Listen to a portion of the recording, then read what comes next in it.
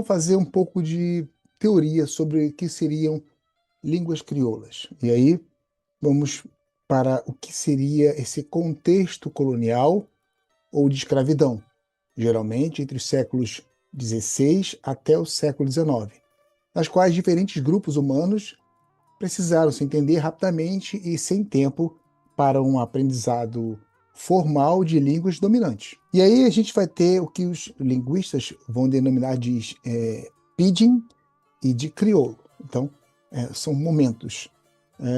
Por exemplo, quando um pidgin se estabiliza e passa a ser aprendido para crianças como uma língua materna, até se tornar o que a gente vai entender como uma língua crioula completa, já com uma estrutura, com uma gramática própria.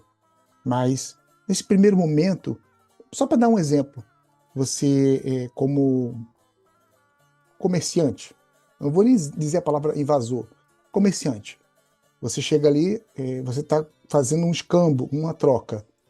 Você dar peixe, eu dar pano. Eu não quis nem falar a palavra espelho, tá? Para não ficar muito na cara, né?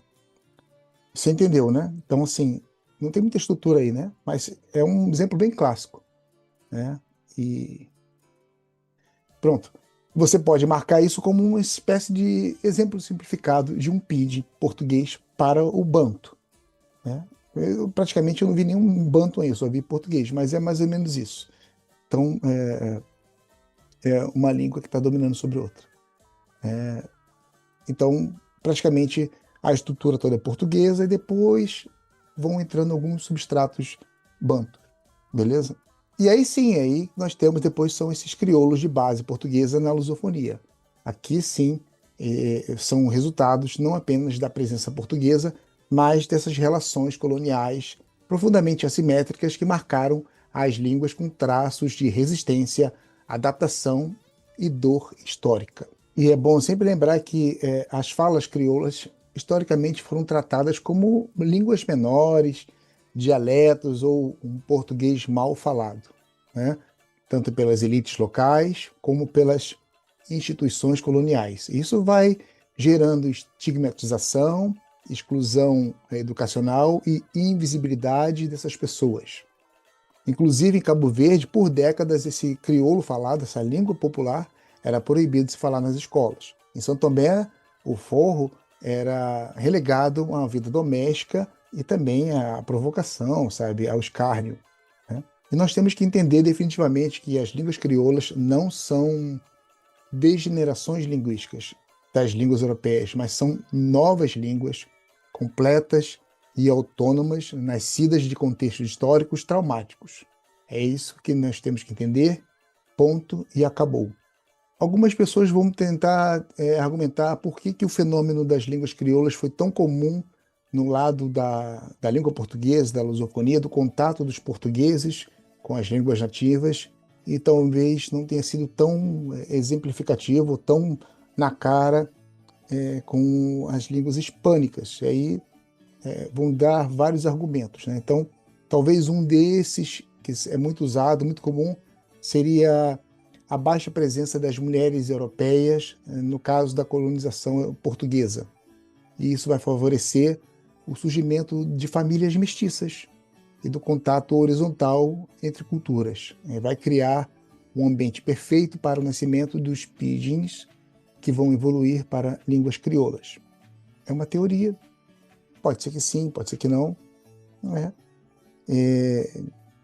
Talvez camadas de pessoas não necessariamente que foram escravizadas, seria uma teoria, e também de uma outra parte que realmente foi capturada, foi escravizada e partiu de um princípio de submissão realmente, de trabalho forçado, algo desse tipo. Então aqui nós temos um caso de uma espécie de conexão, né? O papel do português como uma forma de língua franca nas rotas atlânticas que vai reforçando esse contato com diversas línguas africanas, asiáticas, e que vai facilitando a formação de sistemas linguísticos híbridos.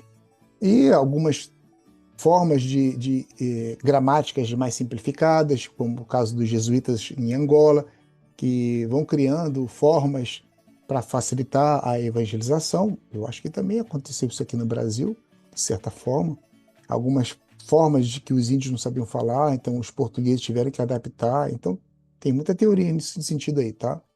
Depois vocês conversam com um professor de português aí, alguém que saiba melhor essa parte aí, que eles vão te explicar melhor, tá? No caso do português, também é explicado que seria supostamente a ausência de grandes centros urbanos nessas colônias portuguesas, e dessa forma, por essa teoria, teria impedido uma consolidação de um português padrão e que vai abrindo uma sobrevivência e uma vitalidade para esse padrão de uma língua crioula.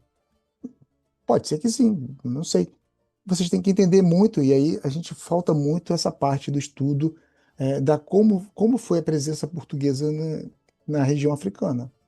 A gente olha muito para o lado americano, no caso, da, da entrada dos portugueses para os nossos interiores, né? E a gente não consegue ter essa percepção muito clara de como foi os processos da presença portuguesa na costa africana. Então a gente consegue ver hoje muito no mapa moderno o que é hoje o país de Angola, o que é hoje, como está desenhado Moçambique ou esses países, é uma interpretação muito moderna.